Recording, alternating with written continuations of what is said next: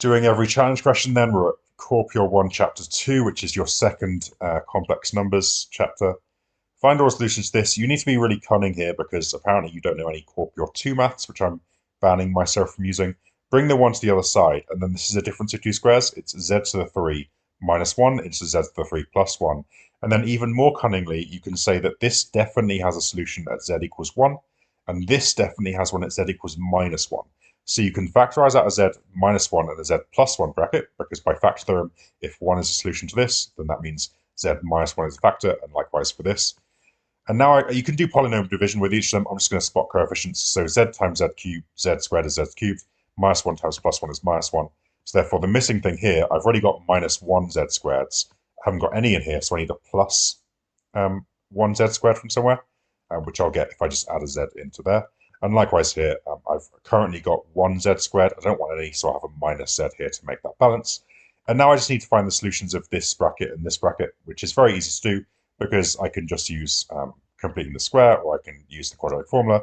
In any case, the solutions to this one are these two things, and the solutions to this one are these two things. And then we also have the solution at 1 and minus 1, and that's 1, 2, 3, 4, 5, 6 roots.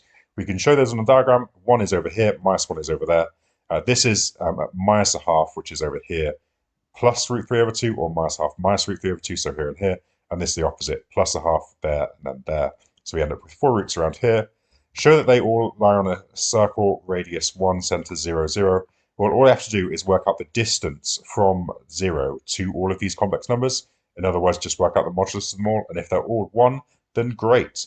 Okay, well, the modulus of 1 is clearly 1. The modulus of minus 1 is 1. If you do some Pythagoras here, a half squared is a quarter, plus root 3 over 2 squared is 3 quarters. That makes 1 in total, rooted to that is 1. And of course, because all these numbers are the same, just with pluses and minuses, that will work for all of them. So therefore, they all lie on that circle. Question 2 then, write this in Mod-arg form. So 1 squared plus root 3 squared is 4, rooted is 2, and then tan inverse of root 3 over 1 is just pi over 3, so that's fine. Done. Z to the power 7, just raise both things to the power 7. Distribute the 7 down to here, and then down into here. You can use kind of a simplistic version of de Moivre's formula, which you kind of learn, I think, in book 1, to just say the 7 can become like this. You just put times these by 7. But of course, 7 pi over 3 is the same as 2 pi plus 1 pi over 3. And because sine and cos are repetitive every 2 pi, you can just pretend that says pi over 3.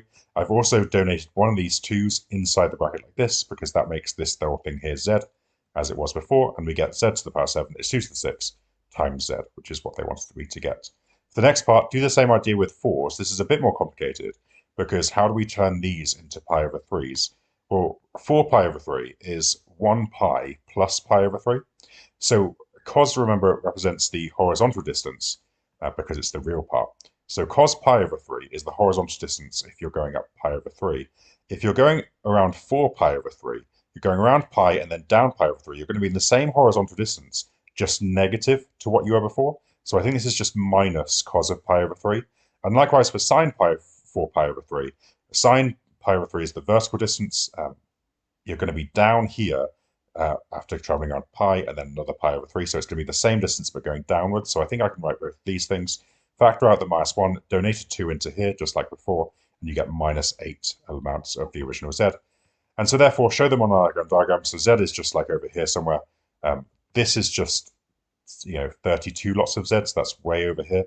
And then the other one is minus 8 lots of z, so it's down here somewhere.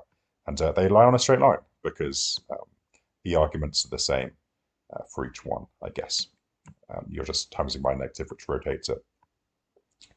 The complex number satisfies this and this. So this is a circle, radius 5, centered at minus 1, downwards, so like here. This is a half line centered at 2i, which is 2 upwards. So this is already wildly out of scale, but that's okay. That's 2 upwards, that's 1 downwards. It's just a half line that can go in any direction you want it to.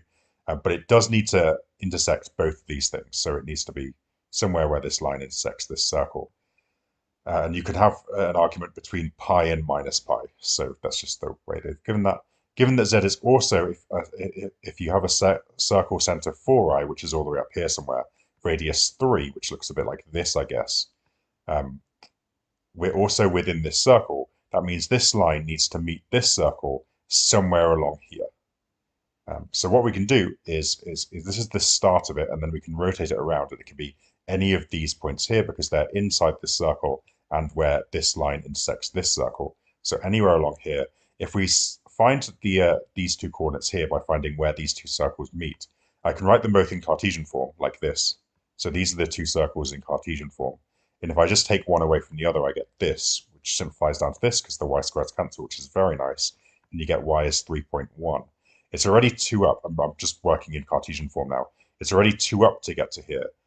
So therefore, it's only 1.1 up to get to there. And likewise, if you substitute that into one of these to find the x, you get x is this. I just used the calculator. So therefore, going across is this much, and going up is this much. So therefore, this angle here is tan inverse of this over this, which is that.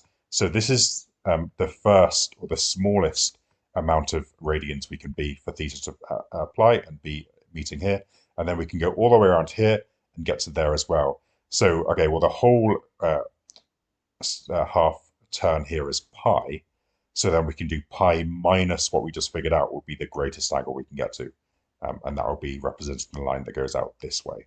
And so I think we can just do any of those things there between there and there. Good. Next one. So let's write these all in the correct form. So z minus this thing here. So that's a circle centered at -5, -8, radius 5. So it looks a bit like this. This is z minus this thing here in brackets, less than z minus this thing here in brackets.